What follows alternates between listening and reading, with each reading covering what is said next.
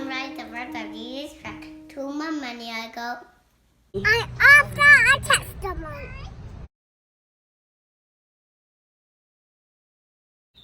The infinite virtue and his great atoning sacrifice.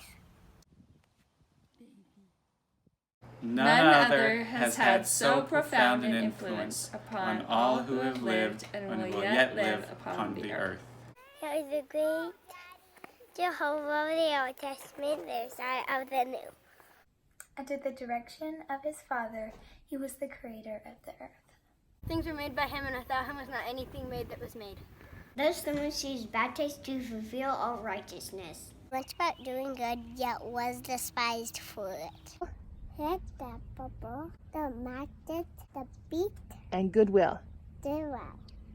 He entreated all to follow his example. He walked the roads of Palestine, healing the sick, Causing the blind to see and raising the dead. He taught the truths of eternity, the reality of our pre-mortal existence. The purpose of our life on earth and the potential for the sons and daughters of God in the life to come. He instituted the sacrament as a reminder of his great atoning sacrifice. He was arrested and condemned, on spurious charges, convicted to satisfy a mob, and sentenced to die on Calvary's cross. He gave his life to atone for the sins of all mankind. His was a great vicarious gift on behalf of all who would ever live upon the earth. We solemnly testify that his life, which is central to all human history, Neither began in Bethlehem, Nor included on Calvary. He was the firstborn of the Father, the only begotten Son in the flesh, the Redeemer of the world. He rose from the grave to become the first fruits of them that slept. As risen Lord, he visited among those he had loved in life. He also ministered among his other sheep in ancient America. in the modern world, he and his father appeared to the boy Joseph Smith, ushering in the long-promised dispensation of the fullness of times. Of the living Christ, the prophet Joseph wrote, his eyes were as a flame of fire.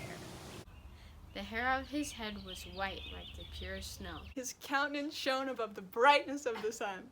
And his voice was as the sound of the rushing of great waters, even the voice of Jehovah saying, I am the first and the last. I am he who liveth. I am he who is slain. I am your advocate with the Father. Of him the prophet also declared, and now after the many testimonies which have been given of him. This is the testimony last of all which we gave of him, that he lives. For we saw him even on the right hand of God. And we heard the voice bearing record that he is the only begotten of the Father. By him and through him and of him the worlds are and were created. And the inhabitants thereof are begotten sons and daughters unto God. We declare in words of solemnity that his priesthood and his church have been restored upon the earth. Built upon the foundation of apostles and prophets, Jesus Christ himself being the chief cornerstone. We testify that he will someday return to earth. And the glory of the Lord shall be revealed, and all flesh shall see it together. And he shall rule as King of kings, and reign as Lord of lords, and every knee shall bend. And every tongue shall speak in worship before him. Each of us will stand to be judged of him, according to our works and the desires of our hearts.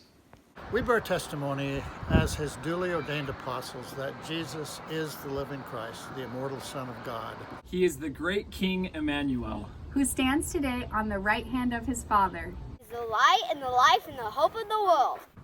His way is the path that leads to happiness in this life and eternal life, the world to come. God be thanked for the matchless gift of his divine Son.